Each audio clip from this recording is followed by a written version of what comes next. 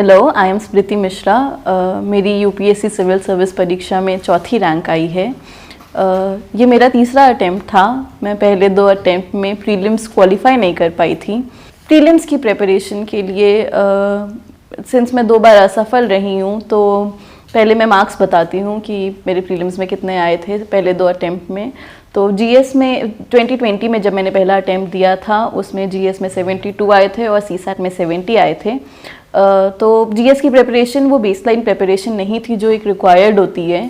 फिर मैंने 2021 में जब अटेम्प्ट दिया तो मेरे जीएस में 120 आए थे और सीसैट में 63 आए थे। इस बार मैंने सिंस फॉरेस्ट्री का भी भरा है तो मुझे प्रीलिम्स के मार्क्स नहीं पता, बट अराउंड 95-96 होंगे। फर्स्ट अटेम्प्ट के बाद ये रियलाइज़ हुआ था कि एक बेसलाइन लेवल ऑफ प्रिपरेशन चाहिए जो सब बच्चे करते हैं, जो क्वालिफाई करते हैं। वो लेवल मेरे अंदर मिसिंग था। तो उसको तैयार करने के लिए सबसे पहले तो मैंने कमियां देखी। पहले आइडेंटिफाई किया कि प्रॉब्लम कहाँ आ रही है। तो मैंने देखा कि जो बहुत मामूली सवाल होते हैं, और मैं मामूली इसलिए बोल रही हूँ क्योंकि वो सीधे बुक से आते हैं, जो मामूली सवाल होते हैं मैंने उसमें गलतियाँ की थी। वो सिंपल मिस्टेक करना कोई अफोर्ड नहीं कर सकता इतने बड़े एग्ज़ाम में। तो वो वाली जो मिस्टेक्स थी उसको क्लैरिफाई करने के लिए मैं बेसिक बुक्स पे गई। मैंने एनसीईआरटी उठाई, एनसीईआरटी पढ़ी, एनसीईआरटी 2-3 बार पढ़ी। उसके बाद जो स्टैंडर्ड बुक्स होती हैं वो पढ़ी।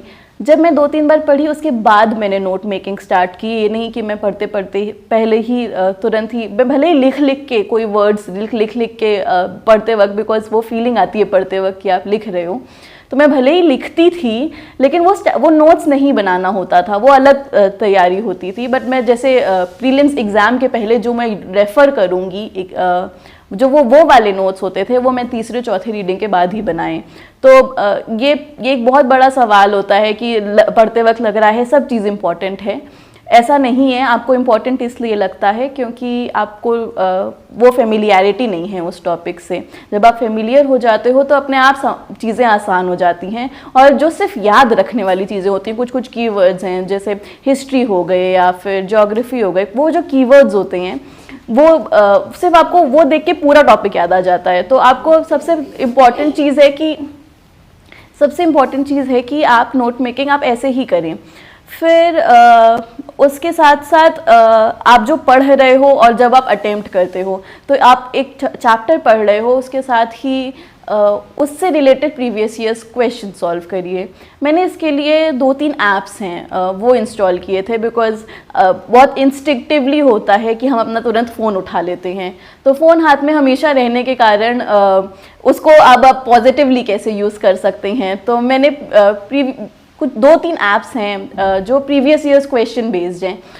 कोई रैंडम टेस्ट सीरीज़ नहीं है वो एक नॉलेज ऐप है, उसमें सिर्फ पीवाईक्यू सेगमेंट, मैं और कुछ रिकमेंड नहीं करती उस ऐप में।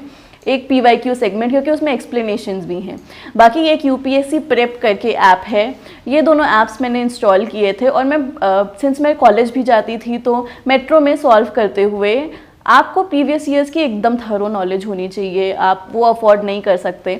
इनफैक्ट काफ़ी प्रीलिम्स का जो प्रिपरेशन होता है, काफ़ी सारा चीज़ें वो आपको प्रीवियस ईयर्स पे बेस्ड होता है।